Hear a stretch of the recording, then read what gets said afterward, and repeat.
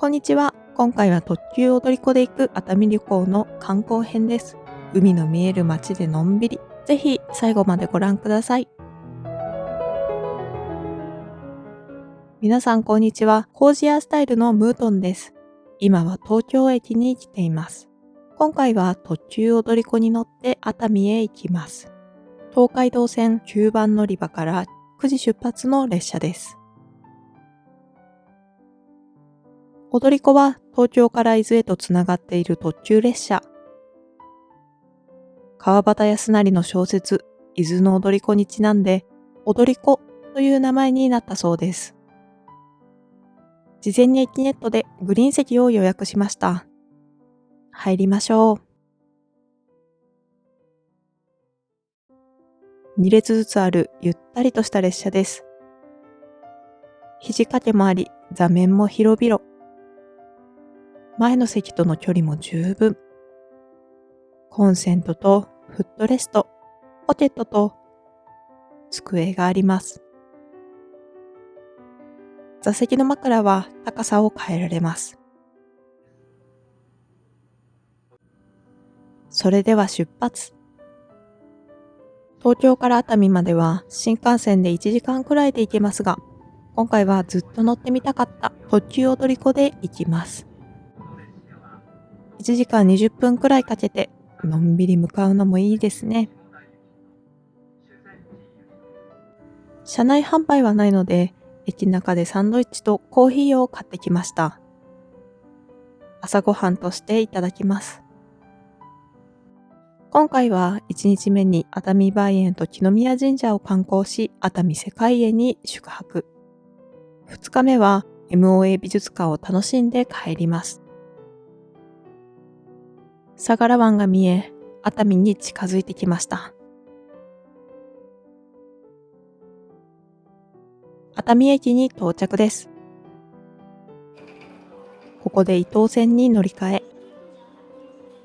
一駅先の來宮駅まで向かいます。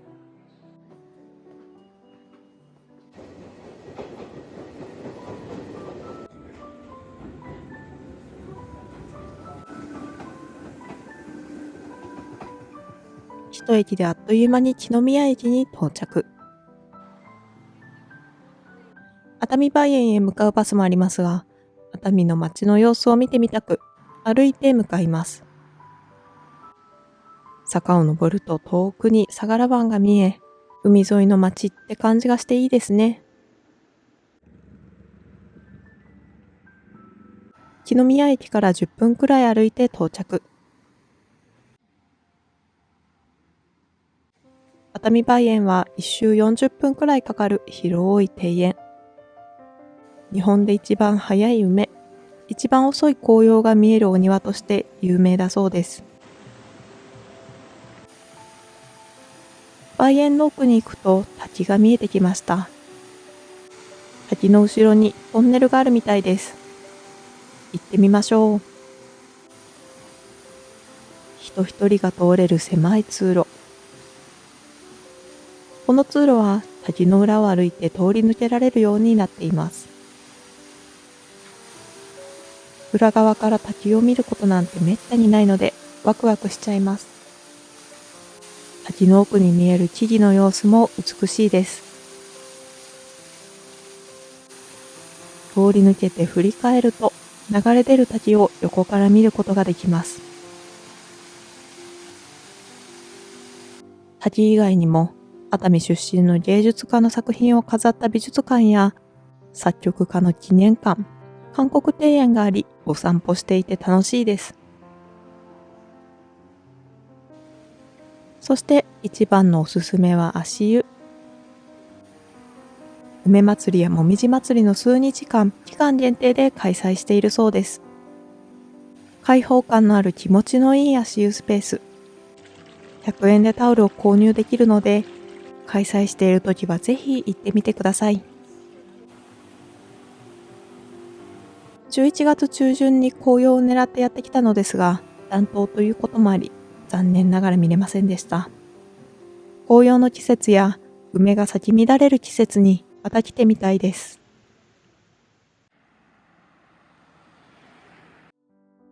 熱海梅園から木の宮駅に戻ってきました。次はパワースポットとして有名な木の宮神社に向かいます。木の宮神社までの道は細く、すれ違うのも一苦労。このトンネルを抜けた先にあるみたいです。トンネルを抜けてすぐ、駅から5分くらい歩いて到着。たくさんの観光客で賑わっています。それでは参拝しましょう。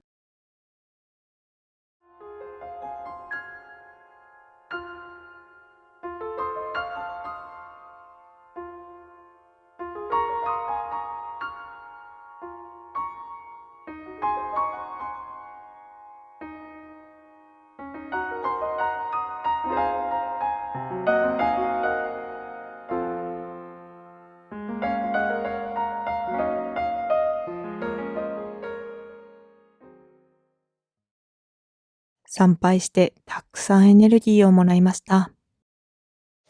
朝ごはんから時間が経ってお腹ペコペコなので、境内のカフェで軽食をいただきます。本殿が見えるカウンター席に座りました。買ってきました。橙カシスサワーとイカメンチ、メヒカリの唐揚げです。熱海駅で海鮮のランチを食べたいので、ピギーさんとシェアします。メヒカリの唐揚げはタルタルソースにつけていただきます。柔らかくてホクホクでタルタルソースによく合います。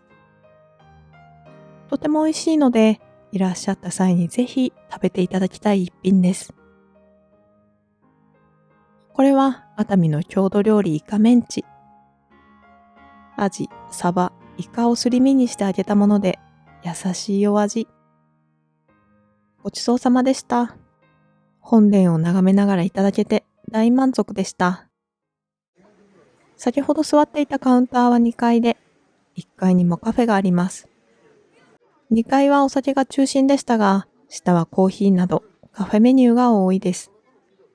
そのカフェの横ではお札やお守りが売られています。木の宮神社の鳥居の横にも屋外カフェ。ちょっとした飲み物や甘味をいただけます。それでは木の宮駅から熱海駅に戻りましょう。熱海駅に着きました。熱海駅からすぐの商店街にあるお寿司屋さんへ向かいます。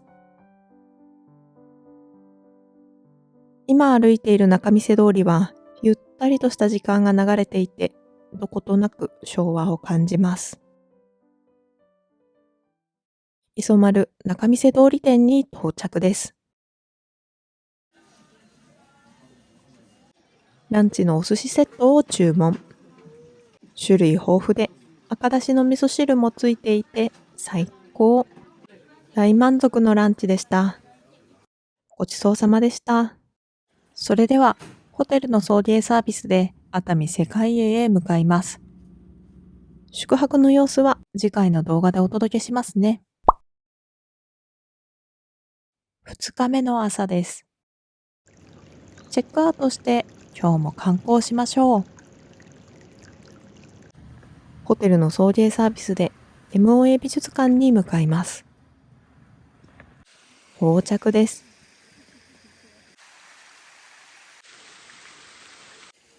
入り口の横にはコインロッカーがあるので、大きな荷物を持ってきた人はここで預けるのもおすすめ。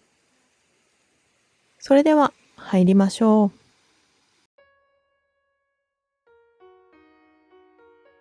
正面には受付とエスカレーター。入場券は公式ホームページで事前に購入。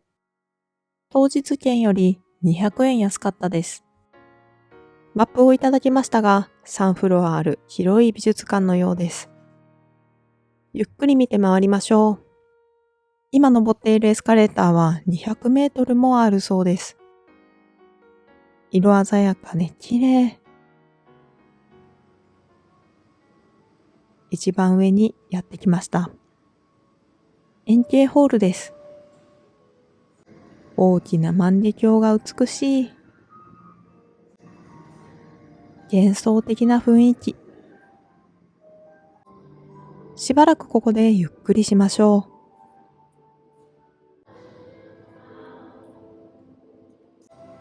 円形ホールからさらに上に行きます。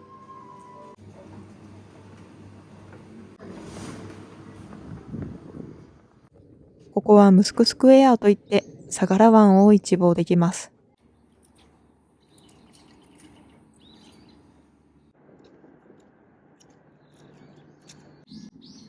振り返ると石でできた階段と建物。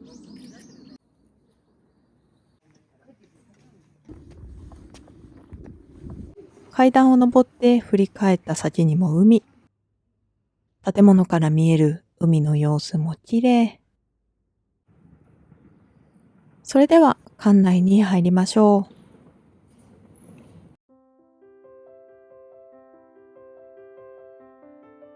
大きな自動扉の先は吹き抜けの広い空間。少し奥に行くと大理石が敷き詰められた明るいロビー。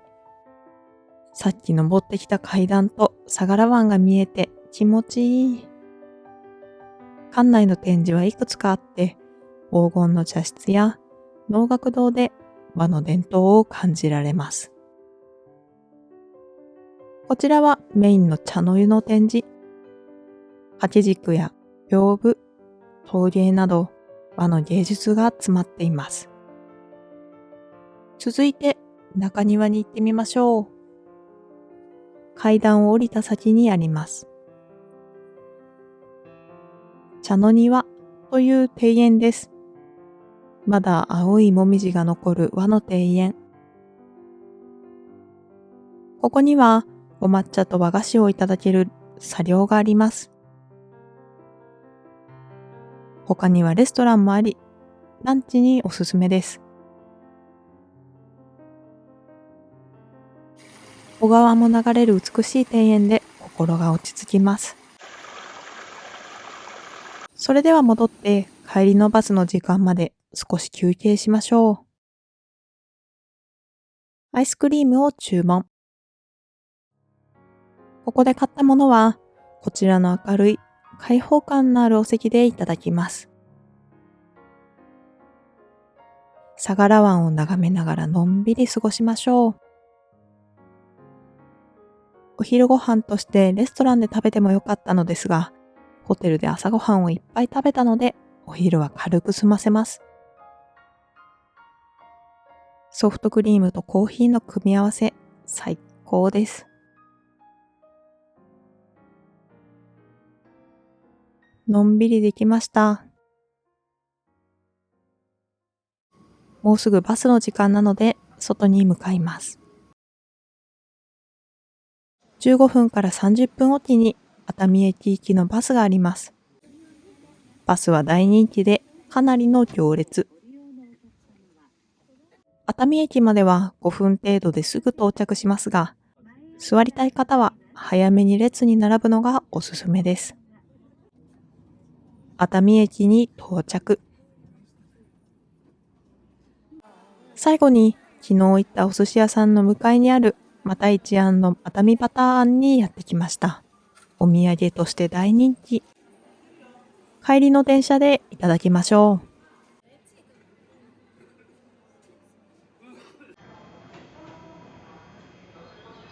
帰りも特急踊り子に乗ります。さっき買ったあんバターパンをいただきます。パンの中にあんことバターがたっぷり、ずっしりしています。とっても濃厚で甘党にはたまらないです。